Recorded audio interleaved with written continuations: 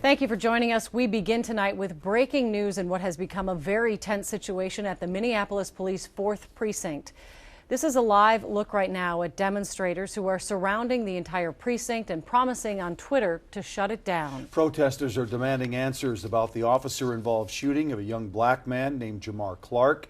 Throughout the night, there have been sporadic clashes with police, including reports of police using chemical spray against the protesters. At one point, activists hung tarps along the precinct's fence, they say, to protect themselves from the police officers on the other side. And officers say protesters are throwing rocks, bricks, and bottles at them, and we have seen many instances of protesters swearing at officers.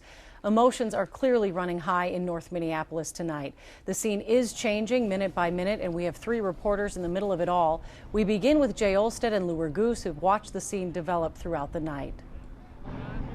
Yeah, guys, it's been a very busy and tense moments here at the 4th Precinct. As you might be able to see behind me, protesters are here. They say they will stay here. As you mentioned, there have been a few skirmishes back and forth between police and protesters throughout the night. I want to show you some video we shot earlier in the evening. Earlier tonight, protesters were putting up tarps on the fence at the 4th Precinct. Not long after that, police moved in, tried to remove that, and that's when we saw police spraying a chemical irritant into the crowd. In fact, I walked into a plume of some of it earlier in the evening. It definitely gets you choking and tearing up right away. Now, police claim the protesters are the ones who are the agitators, saying that some of them have sprayed mace at them, but really talking to the protesters, they say this has been throughout the night unprovoked. Look at how you're treating us. This is shameful. You should be saying sorry. You should be apologizing. We are mothers. We are sisters. So you were sprayed with mace? I was sprayed several times, 3 times, just by standing here with my back to the gate. You were just standing here? Just standing here. Now, before that started, we captured video of officers shooting what's called a marking round into the crowd at a suspect who apparently was throwing bricks. It's intended, that marking round, to tag someone so then police can find them. And here's a remnant of that marking round, basically just a rubbery type of piece you see here. Now, I did not see any bricks being thrown, but earlier Lou Goose did. He joins us now with more on what he has seen throughout the night. Yeah, Jay, there were a couple moments tonight where there was high tension in the air, where that feeling was just there that things easily could spiral completely out of control. The first one of those moments happened just after 7 p.m. First, let's take a listen. We don't have enough coverage on this gate, so if all of you guys can just move and hold your bodies like on the other gate to cover that gate. That was the first time that a large group of protesters moved to the side of the precinct in an attempt to block the gates that police officers use to drive their squad cars in and out of their parking lot. They were effectively blocking the gate and putting up tarps on that fence when officers prodded them to get them away from the fence. The protesters, some of them I witnessed throwing rocks or small bits of brick over the fence at squad cars, and officers responded by shooting mace. And that's when the biggest reaction from police, the biggest visible reaction, they came screaming around the corner in a police van filled with SWAT officers, pulled up to the front of the precinct, opened the sliding door, and one of those SWAT officers stood there holding one of those guns that shoots those non-lethal projectiles, and that just agitated the protesters, who were upset and yelling at the police officer for doing that. They wanted to move the van out of there. It never progressed beyond that, though, and the van slowly backed out as the crowd marched behind them. And that was the closest that it felt to getting completely out of control here. But, as you see, it's all kind of relative as far as what's considered being under control. One thing I do need to quickly mention before we toss it back to you, some of the organized protesters have approached me, and they wanted me to point out that the people that are throwing rocks and things at officers, they say are not members of, for example, the Black Lives Matter movement or the organized protesters. They're calling them more rogue, angry people that are coming here and doing stuff like that. Guys, back to you. Well, Lou, right now it seems relatively calm behind you. Is that true? Yeah, and it's been this way for about the last hour. The last major incident was over on the other side of the precinct when bicycle police came over to tear down those tarps off the side, and that caused a lot of yelling back and forth, and officers had to mace some of the protesters to get them away. That happened about an hour ago. Since then, it's been relatively calm here. All right, Lou. All right, thank you, Lou. Well, police say they will allow protesters to continue camping outside of the precinct. And they say they will not escalate their response or make arrests unless the situation warrants it. John Croman joins us live from the scene with more of the police perspective. John? Well, you know, the officers are being paid to be here. They're being paid for this duty, but this is not the kind of duty they signed up for, guarding a precinct station and enlisting, being on the receiving end of insults throughout the day. One of the people that was on the line for many hours here today was Lieutenant Art Knight, a black officer who tried to engage the protesters in conversation. Now, for our life. All these cops out here come to work every day and they protect us. You're the only one to get a paycheck.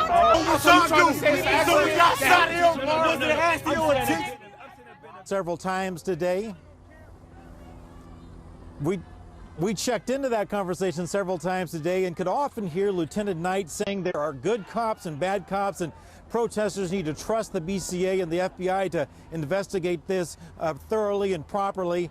But, you know, beyond the rocks and chunks of bricks thrown through the fences here, there's been just a one-sided war of words. We could hear African-American officers were often taunted and told they were on the wrong side of the barricade, on the wrong side of this issue. Some of the officers cracked smiles at the insults that were thrown their way, and even that became the source of more protests, chanting about the police, thinking this is a joke and that Jamar Clark's death was a laughing matter. At times, as we mentioned earlier, police took down tarps that the protesters put along the fence. That created some tension right there.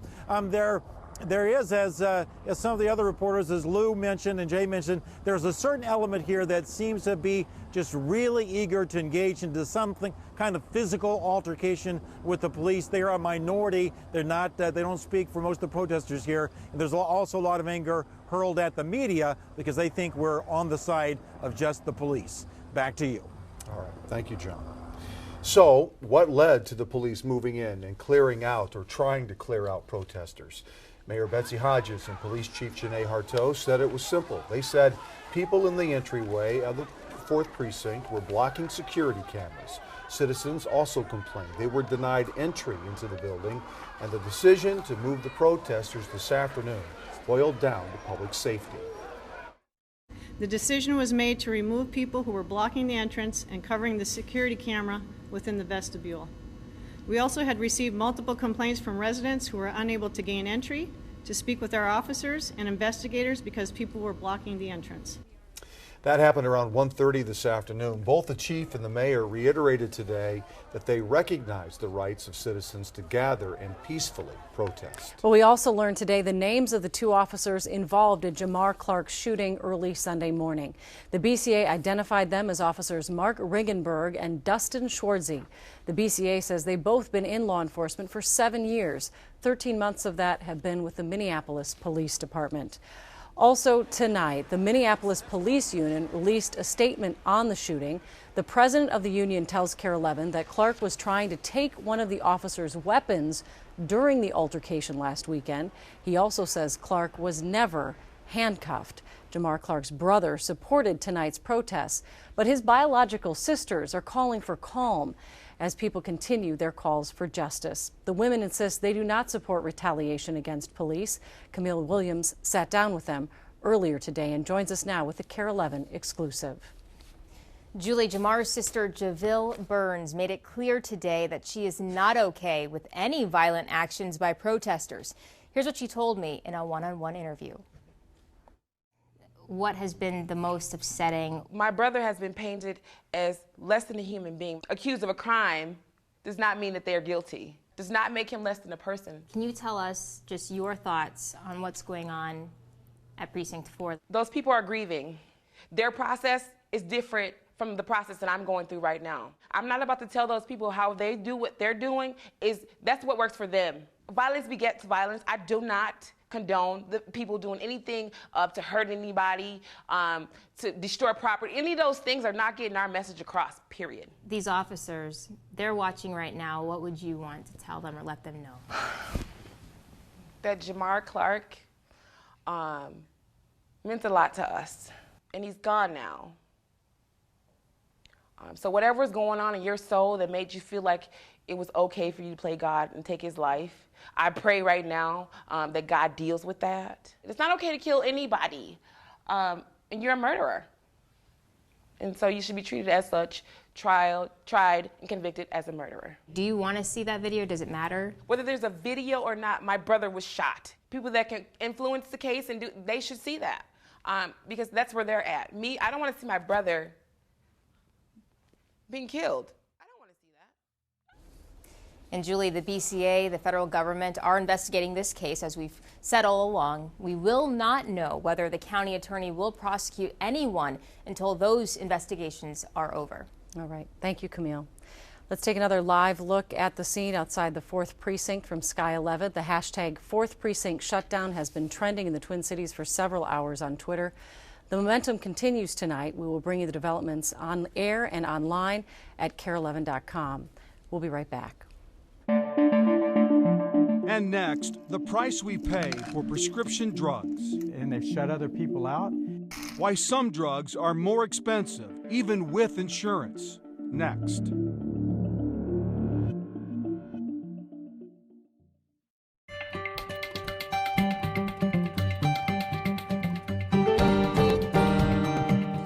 You may not realize it, but you could be paying more for prescription drugs through your insurance plan than buying the same drugs without insurance. KARE 11's Jay Olstead investigates a tip that we received and could hardly believe what he found. Hidden in this paperwork is a little-known secret about the prices we pay for potentially life-saving drugs. And so if you're not on this medication, what happens? Your kidneys could shut down, you might be on a kidney machine the rest of your life. It's called mycophenolate mofetil. One of Kurt Bersham's family members needs it for a kidney disorder. And as you're about to see, it's an example of what's being called a secret scheme to rip off people who need this medicine and others nationwide. Yeah, it's frustrating, very frustrating. For Kurt, the frustrating story began in March with a trip to this CVS pharmacy in Maple Grove to fill the initial 30-day prescription. The total price? $104, about 87 cents per pill. Fortunately, Kurt has insurance that picks up most of the cost. But the plan says when you renew the prescription to save money, you're supposed to order a 90-day supply through the mail, also from CVS Caremark. Since the renewal was for 3 months, Kurt figured the total cost would be about $300. It was not even close. Caremark is saying it's a $2,300 drug. You heard right. CVS Caremark was charging more than $2,000. Instead of 87 cents a pill, the same medicine was $6.62 a pill. Now to a dramatic jump in drug prices. At first, Kurt wondered, was it an example of another drug company jacking up prices? But he decided to take an extra step and check for himself. I'll at least check it out and see where else I could get it for less. He was about to make a discovery he still can't believe. At this Park Nicollet pharmacy in Maple Grove, the same drug, the same 90-day supply, wasn't thousands of dollars. The total amount without any insurance coverage was $259.02. That's right, just $259, about 1/10 of what CVS was charging. Identical drugs. Same manufacturer. And it wasn't just that pharmacy. And I'm wondering if you could give me the price to a prescription. When we checked with several other local drugstores, $250, again, was $259.02. Nothing came close to the sky-high $2,000 price CVS Caremark charged. $185. And remember, the CVS mail order was part of an insurance plan that's supposed to save people money. So what's going on? So is this a shell game? This particular case is a perfect example of a shell game, yes. We took Kurt's case to one of the nation's leading experts on prescription drug pricing. This is not right. Dr. Stephen Schandelmeyer is a professor at the University of Minnesota. There's this hidden markup going on. He's testified before state and federal lawmakers. He's negotiated prescription plans, including for the university. And he says what Kurt uncovered is a dirty secret in the prescription drug business. What's happening to Kurt has probably happened to many other people in this community. So here's how it works. He says companies known as pharmacy benefit managers, or PBMs, serve as middlemen between employers and their employees. They tell employers they can save money by managing their insurance prescription drug claims and negotiating volume discounts. In return, companies like CVS become the exclusive prescription provider for employees in that insurance plan, in effect creating a mini monopoly. And they've shut other people out, and they've done so in a way that you don't really know and can't find the prices. Professor Schandelmeyer says those so-called discounts are often considered confidential, leaving the door open for companies like CVS to quietly raise prices instead of lowering them for their captive customers, because too often, no one's really looking. They think, oh, nobody would cheat us that much. But they do. And that's exactly what this federal class action lawsuit claims. It accuses CVS of fraud, of knowingly and intentionally overcharging people in insurance plans by using a false and deceptive pricing scheme to inflate the prices of prescription drugs. We asked for an interview. Instead, CVS sent this written statement saying, in part, the company will vigorously defend against the baseless allegations in this lawsuit, which it says is completely without merit. CVS, however, didn't explain why its price for Kurt's medicine was so much higher. But just look at what else Kurt discovered. I've got no insurance benefit because of it, but it's still cheaper. We already know CVS Caremark is charging a higher total cost for the medicine, but what about Kurt's copay? This bill from CVS says that even with insurance covering most of the cost, Kurt's family copay would be $476. Who would have imagined they could get it cheaper without insurance for just $259? And when I see a company like this doing this crap, it makes me insane. I'm Jay Olstad, KARE 11 News. Well, if that makes you angry too, you're going to want to watch KARE 11 News at 5 tomorrow. We'll show you how the high cost of prescription drugs could be driving up your insurance bill, even if you don't take the medicine. Meantime, you can find CVS's full statement on our website at kare11.com. Well done, Jay Olstead. Let's head out to Belinda Jensen in the backyard with a look at our forecast. Is the rain over? You know what, it is almost over, Julie, but it is a pretty persistent, very light drizzle as we speak, as the atmosphere is trying to dry out, and it is also chilling down. We started today out, if you can imagine, nearly at 60 degrees as you woke up this morning to that little bit of sunshine, and now we're sitting at 42. So this is what's left of the rain, and yes, there is some snow wrapping in and around. We could see a stray flurry in the morning hours. We did top out this morning at 59 and 42 between hours, and our current temperature will be dipping down into the 30s in the next couple of hours and stay there until Monday. That will be our daytime highs with lows in the teens and low 20s. Another half an inch added to the amount of rain that we had the last couple of days. We're nearly at 2 inches for the rainfall officially. A lot of spots seeing even more than that. And tomorrow, well, this is what we anticipate. 31 in the morning, 35 during the day, very windy conditions, a peak or two of sunshine, and even a flurry to start your day out. So November has returned. It is currently 42 here, 32 in Alexandria. The winds are already out of the west at 20 miles an hour here, 30 miles an hour in Alexandria. As that storm system breaks away, we will get a lot of wind in the throughout the evening hours. So a stray shower tonight. By 2 a.m., those winds continue to pick up. We have a wind advisory over the southern part of the state. And as the day goes on tomorrow, we do expect a mix of sun and clouds throughout the day. So let's take a look at that 7-day forecast. Let you know what you can expect. So grab those jackets, those extra layers for the next few days. We'll have the wind around all day tomorrow with a mix of sun and clouds. The winds die down Friday. It'll be a little bit more pleasant. 21 in the morning, 35 25 in the afternoon, 20 in the morning on Saturday, 11 a.m. kickoff for the Gophers. And the wind chills on Saturday with a wind out of the north and west will be in the 20s all day long. We'll top out barely at 30, then 34 on Sunday with clouds increasing throughout the day. On Monday, we're back to 41, 42 on Tuesday, and Wednesday, huge travel day right before Thanksgiving. Looks like maybe a shower or two, but no major storms. Good news there, and here comes the sun. There's your forecast. Looks good. Thank you, Belle. All right. Sports is next, and it's Packer Week. Perk has the latest. And the young T-Wolves looking for another hard-fought road win. Sports is up next.